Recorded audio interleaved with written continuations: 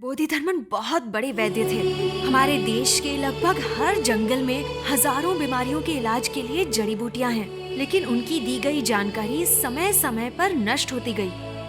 बोधिधर्मन को हर एक पत्ते का गुण और जड़ की पहचान थी। इस जानकारी से पूरे विश्व का फायदा होगा, पर यह सब मुमकिन हो सकता है अगर तुम राजी हो जाओ। मुझे क्या करना होगा?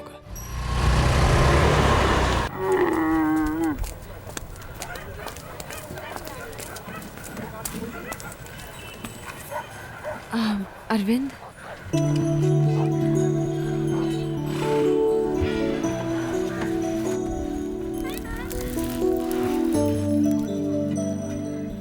मेरा पीछा नहीं छोड़ोगी? नहीं छोड़ सकती। सुनिए, ये बहुत उदास है। जब से आपके घर से आया इसे किसी चीज की होश ही नहीं है। 1 घंटे के लिए मेरे साथ चल सकते हो? हाँ, ऐसे ही प्यार में फंसाकर छोड़ दिया बेचारे को। हमारे अरविंद में क्या कमी है? बस अब चुप हो जाओ। प्लीज सिर्फ 1 घंटे के लिए चलो मेरे साथ। ए अरविंद, तुझे जाना चाहिए। आप गाड़ी के पास जाइए, मैं इसे भेजता हूँ।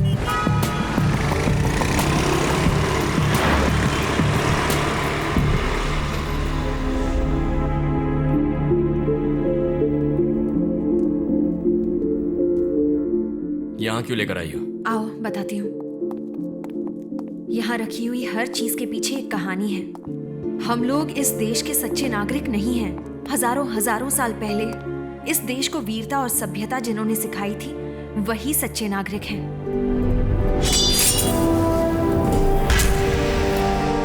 ये म्यूजियम नहीं है अरविंद, इस देश के सच्चे नागरिकों की समाधि है।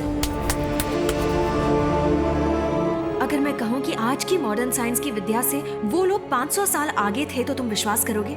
साइंटिस्ट ने स्पेस रिसर्च से ये बताया है कि 9 ग्रह हैं। वो टेलीस्कोप से देखकर बता रहे हैं। लेकिन हमारे इस देश में आज से हजारों साल पहले लोग मंदिरों में 9 ग्रहों की पूजा करते थे। कैसे?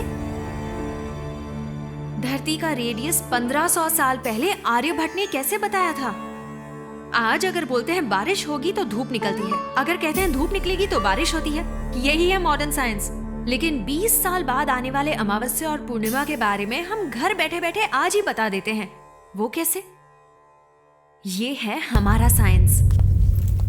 इस किताब को देखो।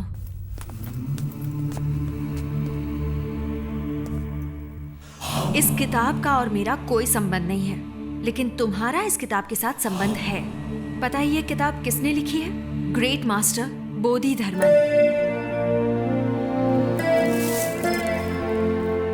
एक भारतवासी, उन्हें दूसरा बुद्ध मानते थे।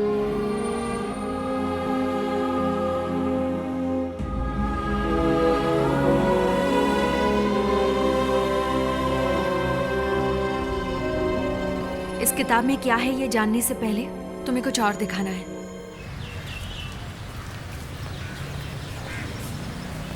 थैंक्स अरविंद। थैंक्स किस लिए?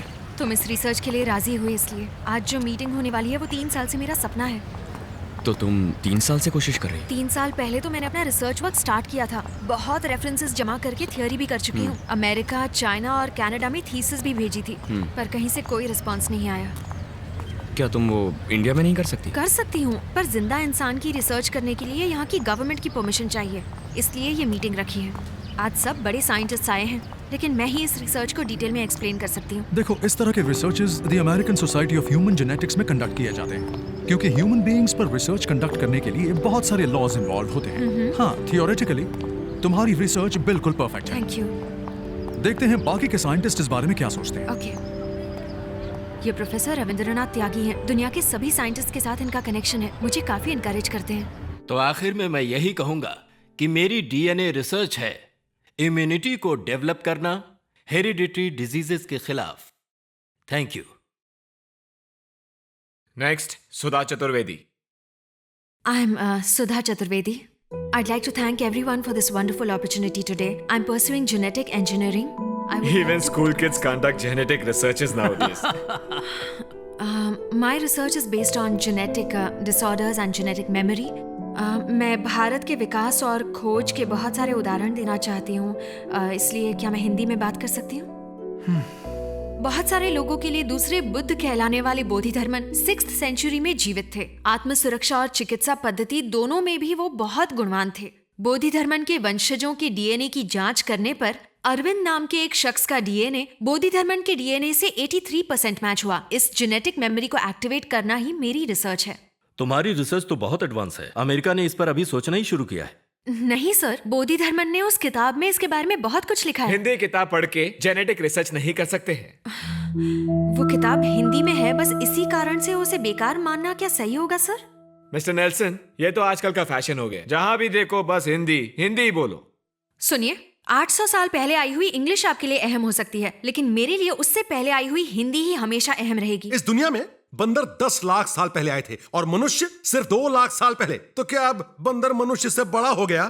तुम्हारी हिंदी बंदर के जैसी है। हाँ, पुरानी तो है लेकिन किसी काम की नहीं है।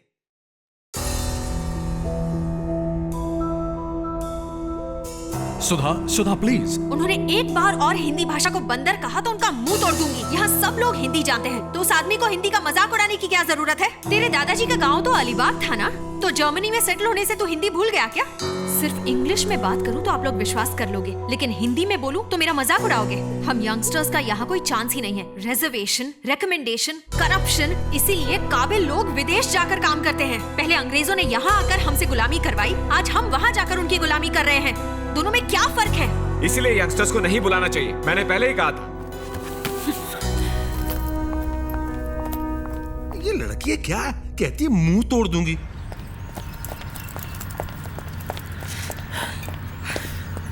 क्या हुआ सुधा? इंडियन होने के कारण विदेश में इज्जत नहीं देते हैं, हिंदी बोलने के कारण इंडिया में इज्जत नहीं देते हैं। क्या कहा उन्होंने? वो लोग सुनने को ही तैयार नहीं है। एक्सक्यूज मी, आपका असाइनमेंट हमने कल ही पढ़ा। Really fantastic stuff. सक्सेस यकीनन मिलेगी, लेकिन यहाँ कुछ नहीं होने वाला। आप अमेरिका चले जाइए। सुनो, तुम्हारे कहने पर भी वो लोग नहीं मानेंगे क्या? सॉरी सर, हमने कुछ कहा तो वो हमारे मार्क्स काट लेंगे। मतलब ये हमारा नंबर है, अगर रिसर्च में किसी मदद की जरूरत हो प्लीज कॉल अस। तो अब हम क्या करेंगे? इनके सपोर्ट के बिना हम इंडिया में कुछ नहीं कर सकते हैं। सुधा चतुर्वेदी आप ही हैं? हाँ, मैं ही सुधा हूँ। आपसे कुछ पूछताछ करनी है। आप हमारे साथ पुलिस स्टेशन चलिए। पुलिस? क्या मैं भी चल सकता हूँ? आप भी चल सकते हैं, आइए।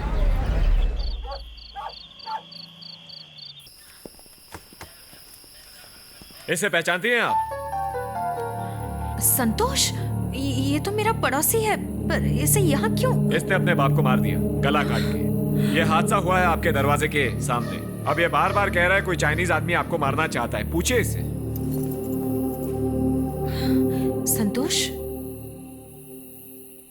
दीदी, मैंने कुछ नहीं किया दीदी। कुछ आवाज सुनकर पिताजी गए।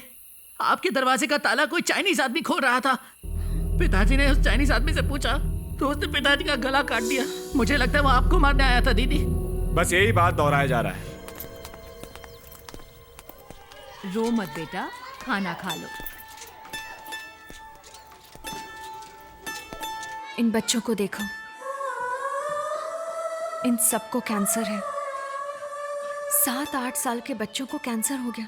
इनकी क्या गलती हो सकती है? इतनी सी उम्र में इन्होंने ऐसा कोई नशा भी नहीं किया कि इन्हें कैंसर हो जाए।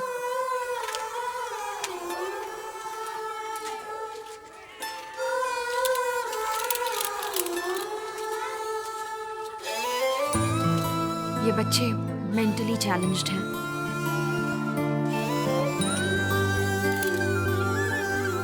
दूसरे सभी बच्चे खुशी से स्कूल जाते हैं, पर सिर्फ ये जीने के लिए संघर्ष कर रहे हैं।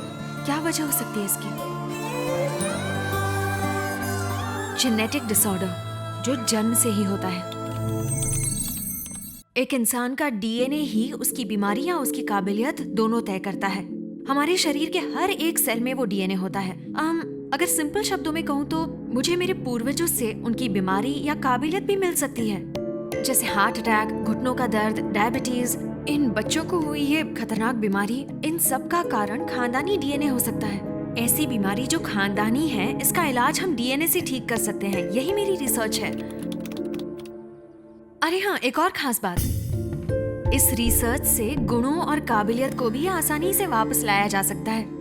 एक चित्रकार और एक वीर पुरुष के वंशजों के डीएनए में वो काबिलियत अभी भी होगी। उस डीएनए को ट्रिगर करके हम उस काबिलियत को वापस ला सकते हैं। इसी के बारे में बोधिधर्मन ने 1600 साल पहले उस किताब में लिखा है। 1600 साल पहले लिखी किताब में डीएनए रिसर्च के बारे में लिखा है। पता है, इन सबको हमें भगवान नहीं मानकर एक साइंटिस्ट मानना चाहिए। अभी 2 साल पहले की बात है, एक रिसर्च ऑर्गेनाइजेशन ने बोधिधर्मन के कब्र की खुदाई की। ये देखो, कब्र से मिले बोधिधर्मन के स्केलेटन, बाल और दांतों से रिसर्चर्स को उनके डीएनए का सैंपल मिला। ये मैंने इंटरनेट पर देखा था।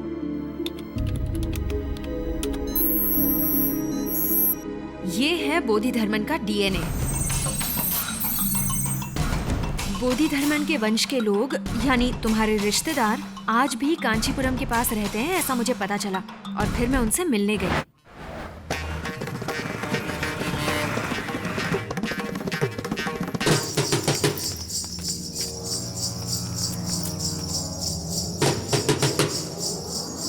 बोधिधर्मन का डीएनए पैटर्न तुम्हारे किसी रिश्तेदार से मैच करेगा, ये सोचकर मैंने उन सब का ब्लड टेस्ट किया।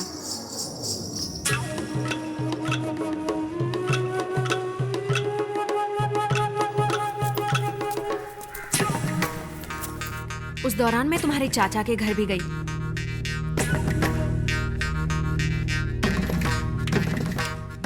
पर वहां कुछ देखकर मैं हैरान हो गई।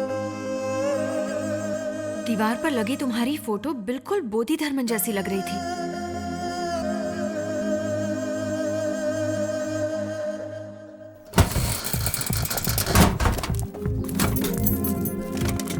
फिर तुम्हारे एक हेयर ब्रश से मुझे तुम्हारे कुछ बाल मिले।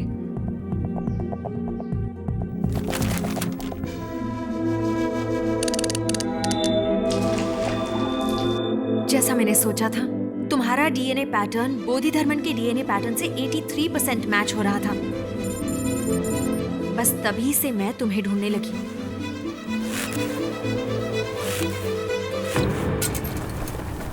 सर्कस में चोट लगने से जब तुम्हें हॉस्पिटल में भर्ती किया गया, तो मेरी रिसर्च की सारी जरूरत की चीजें मैंने डॉक्टर से ले ली। बोधिधर्मन के गुण मुझे तुम्हारे डीएनए में मिले। इसे जेनेटिक मेमोरी कहते हैं। उस डीएनए को ट्रिगर करने से बोधिधर्मन की काबिलियत तुम्हारे अंदर आ जाएगी। यस, 1600 साल पहले जो बोधिधर्मन जिंदा थे, उनकी सारी काबिलियत को अब हम वापस ला सकते हैं। लेकिन उनकी काबिलियत आज कैसे इस्तेमाल होगी? बोधिधर्मन बहुत बड़े वैद्य थे। हमारे देश के लगभग हर जंगल में हजारों बीमारियों के इलाज के लिए जड़ी बूटियां हैं, लेकिन उनकी दी गई जानकारी समय समय पर नष्ट होती गई। बोधिधर्मन को हर एक पत्ते का गुण और जड़ की पहचान थी। इस जानकारी से पूरे विश्व का फायदा होगा, पर यह सब मुमकिन हो सकता है अगर तुम राजी हो जाओ। मुझे क्या करना?